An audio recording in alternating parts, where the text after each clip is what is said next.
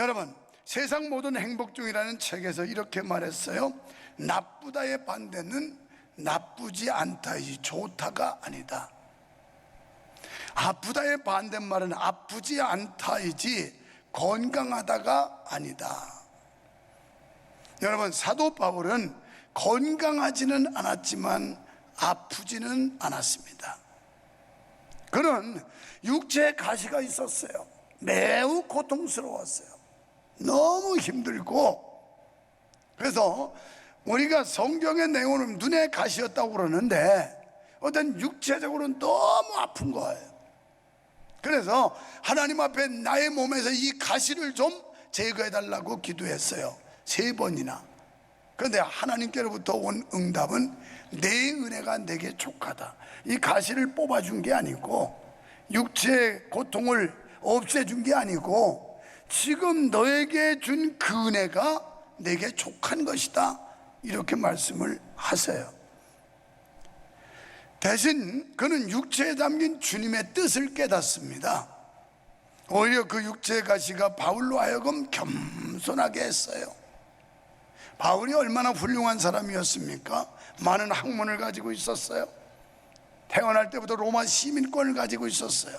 그 당시에 로마는 전 세계를 지배할 리만큼, 세계는 로마로, 로마는 세계로, 이럴 때였어요. 그때 로마의 시민권을 가지고 있다는 것, 대단한 영광이었습니다. 우리 어릴 때 미국 시민권 가진 사람들 얼마나 대단했는지 몰라요. 시민권은 고사하고 미국도 마음대로 못 다녔어요. 조건이 비자 받아야 되는 비자 받기가 하늘의 별 따기처럼 힘들었었습니다. 그런데 그거보다 더한 권세가 뭐냐? 로마의 시민권이었어요. 그리고 가말리엘의 문화생이었어요. 수제자였습니다. 최고의 학문, 지금으로 말하면 뭐 하버드, 스탠퍼드라고 말할 만큼 그런 아주 우수한, 유수한 대학의 학문을 가졌던 이런 사람이었어요. 또 그는 혈통으로는 아브라함의 후손으로 유대인 중에 유대인이었어요. 누구 안에도 쫄릴 게 없었어요. 그러니 이런 사람이 이렇게 변하는 데는 예수 그리스도를 만나니까 바뀌었어요. 다메섹 도상에서 주님 만나니까 변했어요. 오늘 진정으로 여러분이 예수님을 만나야 변하지, 예수님 만나지 못하면 죽을 때까지 교회 왔다 갔다 해도 그냥 그 턱이에요. 변화가 없어요. 달라지지 않습니다. 그래서 그가 그렇게 고통 중에 내 몸에서 가시를 없애달라고 했지만 하나님의 응답은 그걸 제거해 주는 게 아니라 내 은혜가 내게 족하다 하는 말씀이었는데, 이런 그에게 하나님께서는 누가라고 하는 의사를 동역자로 붙여주세요. 바울은 건강하지는 않았지만 아프지 않은 사람으로서 겸손을 얻었고 함께 사역을 감당할 형제를 얻었습니다. 성도 여러분, 우리는 큰 문제 때문에 기도할 때가 있습니다. 그런데 아무리 기도해도 하나님께서 그 문제를 제거해 주지 않으실 때도 있다는 겁니다. 저는 하나님께 기도하면 3가지로 응답한다고 말을 합니다. 첫째는 즉시 응답을 하시기도 해요. 2번째는 기다려라, 이것도 응답이에요. 3번째는 안 된다, 이것도 응답이에요. 그러니까 하나님이 기도 응답을 해줘서 그것이 그 사람에게 해롭다면 응답해 주지 않는다는 얘기예요. 다시 말하면 사도 바울이 그 육체의 가시를 제거해 달라고 기도했을 때 하나님께서 그대로 응답하셨다면 옛 본성이 드러났을 겁니다. 기질이 다시 살아났을 겁니다. 그래서 사도 바울이 보통 교만한 사람이었습니까? 기고만장했던 사람이죠. 그래서 예수 믿는 사람을 잡아 죽이고 가두고 이런 일이 앞잡이였어요. 이 사람이 근본적인 기질이라고 하는 거, 이거 무시할 수가 없어요. 성령 충만하고 예수님 만나고 그러면 이 기질이 그냥 용수철 밟아서 누른 것처럼 이렇게 길을 못 비다가 성령이 못 충만, 옛 근성이 다시 살아나요. 용수철에 탄성이 있어서 올라오려고 하는 것처럼 우리가 하나님의 말씀과 성령으로 이것을 누르지 않으면 언제라도 본성이 드러나요. 더 악마처럼 이렇게 드러난단 말이에요. 그래서 하나님께서는 그가 기도했지만 그 가시를 없애주질 않았어요. 마찬가지로 오늘 여러분이 지금 어떤 형편과 처지에 있습니까? 지금 있는 그 상태에서 하나님 앞에 감사하십시오. 나름대로 하나님의 깊은 뜻이 있다는 걸 믿으시면 감사할 수 있습니다. 겐조는 이렇게 말했습니다. 괴롭지 않았더라면 이라는 시에서 만일 내가 괴롭지 않았더라면 하나님의 사랑을 깨닫지도, 만일 내가 괴롭지 않았다면 하나님을 받아들이지도 않았을 것이다. 그러니까 이 사람에게 중증장애인이고 인간적인 관점에서 볼 때 참 불행하고 비참했지만 자기가 진리를 터득하고 하나님의 뜻을 깨닫고 나와서 보니까 오히려 이것이 나에게 은혜였다. 내가 하나님의 사랑을 깨닫고 하나님을 받아들일 수 있는 계기가 됐다는 것 때문에 감사했다는 거예요. 많은 사람들이 이처럼 자신의 어려운 처지에 있을 때 하나님을 만나는 경우가 많이 있습니다. 여러분, 우리가 지금까지 살아온 것은 하나님의 은혜인 줄로 믿습니다. 이 시간 하나님의 은혜를 기억하시고 감사하시기를 축원합니다. 없는 것이나 잃어버린 약한 점만 찾지 말고 장점을 헤아리면서 감사해야 됩니다. 바울은 최고의 석학이었어요. 그는 태어날 때부터 그 세상적인 어떤 그 권력과 배경 이런 거 가지고 태어났어요. 그러나 바울은 이 가시로 인해서 평생을 약함을 안고 살 수밖에 없었어요. 육신의 가시를 사탄의 가시라고 표현한 것 보면 얼마나 고통을 줬는지를 우리가 짐작해 볼 수 있어요. 자기 육체의 고통이 사탄의 가시라 이렇게 표현하고 있어요. 바울은 가시를 제거해달라고 기도했지만 하나님의 응답은 내 은혜가 내게 족하도다. 여러분, 기도하다가 기도에 응답이 없다고 실망하지 마십시오. 왜 내가 하나님 앞에 기도하는데 하나님께서 응답하시지 않을까? 깊이 한번 생각해 보십시오. 하나님의 뜻이 있을 겁니다. 여기서 족하다는 말은 어떤 뜻이냐면 충분하다, 넉넉하다는 수동태예요. 바울은 가시 때문에 고통을 겪었지만 그 가운데서 하나님의 음성을 들을 수 있었고 족한 은혜를 입었습니다. 가시의 고통을 통해서 하나님의 음성을 들을 수가 있었습니다. 결국 약함은 바울에게 가시가 아니라 보배처럼 소중한 보배가 되었고 축복의 통로가 되었다라는 겁니다. 바울의 약함은 시선을 자신에게서 하나님께로 옮겨가게 하는 계기가 됐어요. 결국 내가 약하기 때문에 강하신 하나님, 내가 부족하기 때문에 능하신 하나님, 그래서 자기를 보던 시선이 하나님을 바라볼 수 있는 시선으로 바뀌었다는 거예요. 이 약함이. 그러니까 이것은 저주가 아니에요. 하나님의 심판이 아니라 도리어 하나님의 축복이라는 거예요. 여러분의 삶 속에서 이런 상황들이 많이 생길 겁니다. 그 고통과 시련, 어려움 때문에 오히려 하나님 앞에 나오고, 말 안 듣고 뺀질뺀질하는 사람들은 좀 뜨뜨려 맞았으면 좋겠어요. 그냥 말 안 듣고 막 목사, 장로, 권사 뭐 이런 사람들이 말 안 들으면 하나님의 몽둥이 때려서 그냥 뭐 암병 이런 거 해가지고 돼지게 맞으면 좋겠는데 참 그러면 다 죽었어. 하나님이 그래도 자비와 긍휼로 참아주시니까 그렇지, 요즘 다 죽었다니까. 여기 내가 보니까 여기 살아남을 사람 아무도 없어. 하나님의 은혜, 하나님의 은혜. 그럴 때 감사해야 된단 말이요. 끝까지 교만하고 불순종하면 그때 한번 하나님의 몽둥이 찜질하면 감당 못해요. 감당 못해. 왜? 하나님은 사랑하시는 자에게 매를 주신다고 그랬어요. 매. 개판 치고 아무렇게나 살아도 괜찮아, 나는 모든 게 안정되고 평안해, 그거 좋은 거 아니에요. 신앙생활 잘못하면 바로 증거가 와야 돼요. 바로 그래야 정신이 바짝 나가지고 제대로 하나님 앞에 바로 서지. 그 사람은 자기 잘해서 그런지 착각에 빠진다니까요. 자, 여러분, 믿음의 세계는 세상과는 완전히 다릅니다. 이 사실을 사도 바울이 증명하고 있어요. 먼저 사도 바울은 영광을 자랑하지 않았어요. 1절부터 쭉 보면요, 그는 삼층천, 그러니까 그 어떤 그 굉장히 아주 높은 차원의 세계를 보게 됩니다. 그러면서 하늘나라 살아생전에서 천국을 보게 돼요. 그런데 이 사람 표현 보세요. 사도 바울은 내가 말이야 비몽사몽간에 몸에 있는지 밖에 있는지 모를 정도로, 그런데 하늘의 아름다운 영광을 보았습니다, 신령한 세계를 보았습니다, 막 이렇게 떠벌리지 않아요.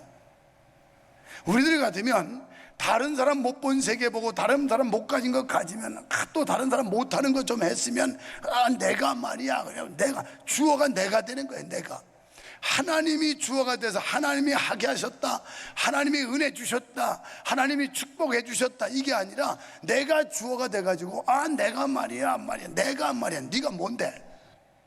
여기 보면 1인칭을 쓰지 않아요. 3인칭을 쓰고 있습니다. 그가 누군지 그가 누군지 이렇게 말해요. 이게 바울의 놀라운 신앙이고 겸손함이에요. 웬만한 인간들 같으면 아주 교만하고 자기가 뭐 다른 사람 보지 못한 세계, 다른 사람이 경험하지 못한 거, 이거 가지고 얼썩대고 기고만장하고 난리를 칠 텐데, 사도 바울은 그러지 않아요. 자기가 봤으면서도 못 본 것처럼 3인칭을 써가면서 그가 누군지, 그가 어떤 사람인지, 이런 일이, 이건 누구냐면 자기 자신이 체험한 걸 말하고 있는 거예요. 그러면서 끝에 가서 뭐라고 그래요? 나는 그걸 자랑하지 않고 나의 부족함과 약함을 자랑하노라. 이래야 교회에서 겸손할 수 있지. 다른 사람보다 좀 뭔가 얻었고 가졌고 누리고 이러면 기고만장해가지고 어깨에 힘주고 목을 뻣뻣하게 하고, 내가 다쳐가지고 워낙 세게 그냥 머리 깨질 정도로 받아서 여기까지 양쪽에 지금 파스를 다 붙였어요.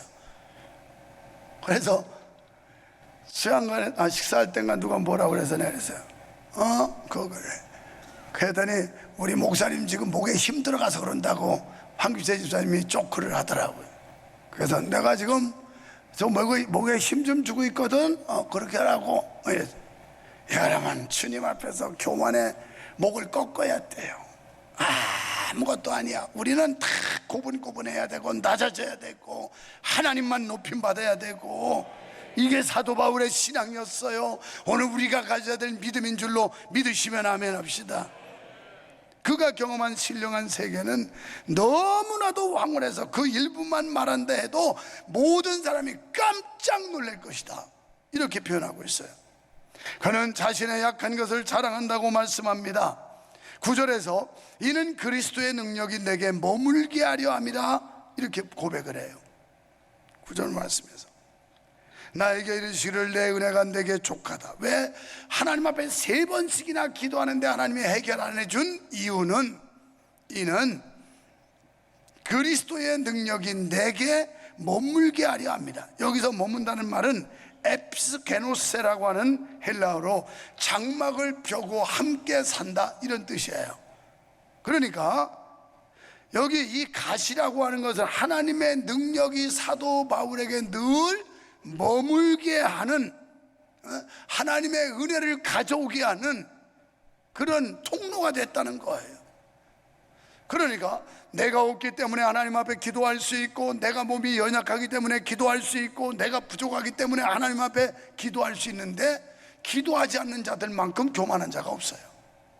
그러니까 하나님의 도움이 없이도 내가 살아갈 수 있고, 하나님의 은혜가 아니라도 내 능력과 재주로 얼마든지 할 수 있다는 게 기도를 불허하고 기도 무용론을 주장하는 자들의 행위예요.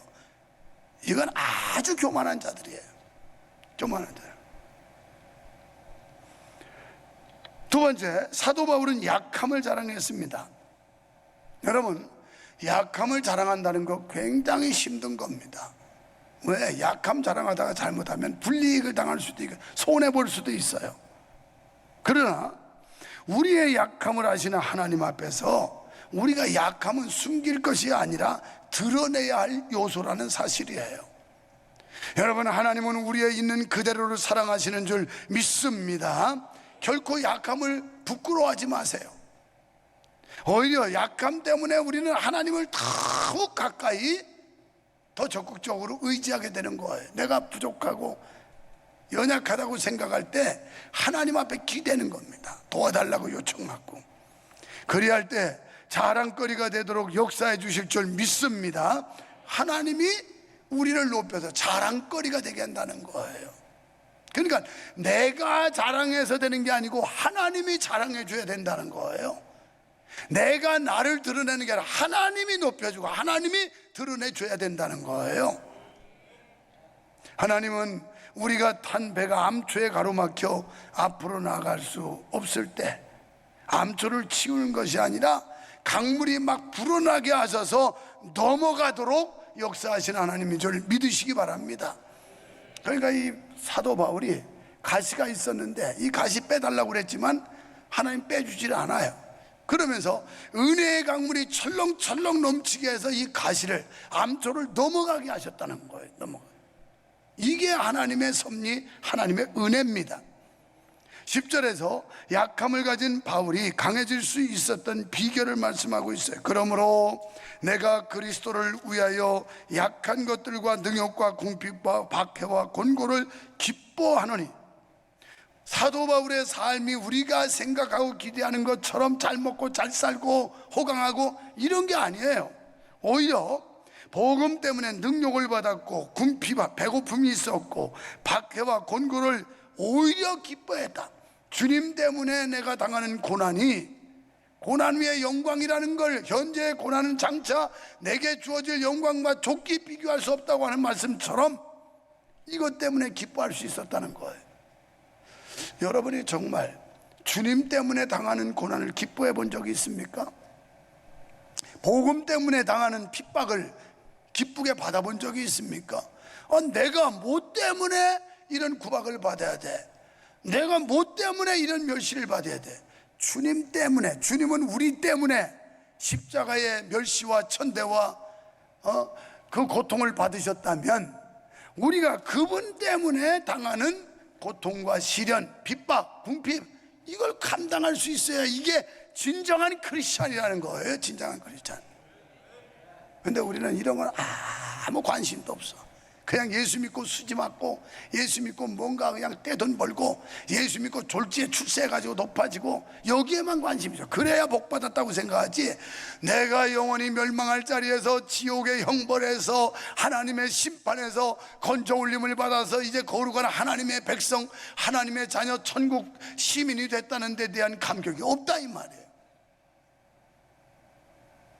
그러니까 감사가 없죠. 불평불만하고 늘 뭔가 못마땅하고 더 받아야 되는데 안 줘서 한 맺혔고. 자, 어떻게 강해질 수 있었을까요? 자기 힘으로 할 수 없으니 하나님께 맡길 수밖에 없었어요. 사도 바울은 자기 힘으로 할 수 없어서 하나님 앞에 모든 걸 맡긴 겁니다. 강함의 비결은 약함을 하나님께 맡기는 데 있는 줄 믿습니다. 능력은 사람에게 있는 것이 아니라 오직 하나님께 있기 때문입니다. 하나님은 약하고 무능한 사람을 사용하시는 줄 믿습니다.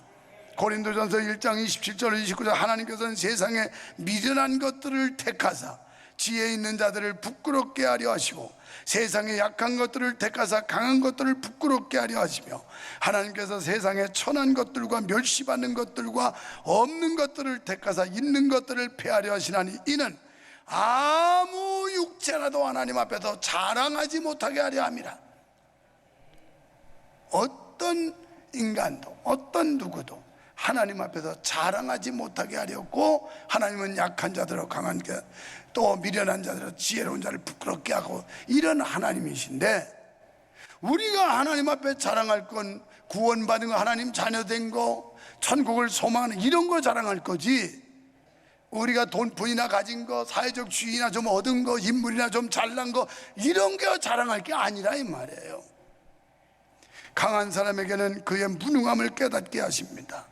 그러므로 살아가면서 어려운 일과 약점이 생겨도 낙심하지 마시기를 바랍니다.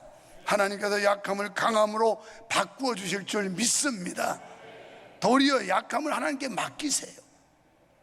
하나님, 제가 이런 면에 부족하고요, 이런 면이 약하고요, 이걸 하나님 앞에 맡겨보세요. 그러면 하나님이 책임져 주세요. 여러분, 약함이 있으십니까? 어려움이 있으십니까? 육체의 건강이 필요합니까? 경제적인 약함이 있나요? 환경적인 어려움이 있나요? 또는 인간관계에 약함이 있습니까? 약함 때문에 두려워하거나 절망하지 마십시오. 도리어 하나님께 고백하십시오. 약함으로 인해 하나님을 더 적극적으로 의지하십시오. 약할 때가 바로 하나님께 맡길 기회인 줄 믿으시기를 축원합니다. 지금 여러분 삶 속에 고달프고 힘들고 고통스럽고 어렵고 이런 상황에서 원망 불평이 아니라 오히려 감사로 전환하십시오. 그러면 이것을 뛰어넘을 수가 있어요. 하나님께서 환경을 바꿔주세요. 그래서 왜 다른 사람과 비교하면서 나만 겪는 고난이라고 원망하지 마세요. 오히려 나의 약함이 하나님께 가까이 나가는 계기가 되고 나의 부족함이 하나님의 은혜를 받는 통로가 됐다면 오히려 감사로 전환해 보세요. 하나님께서 우리 인생 책임져 주시고 우리가 알지 못하는 사이에 하나님은 지금도 일하고 계신 줄 믿으시면 아멘 합시다.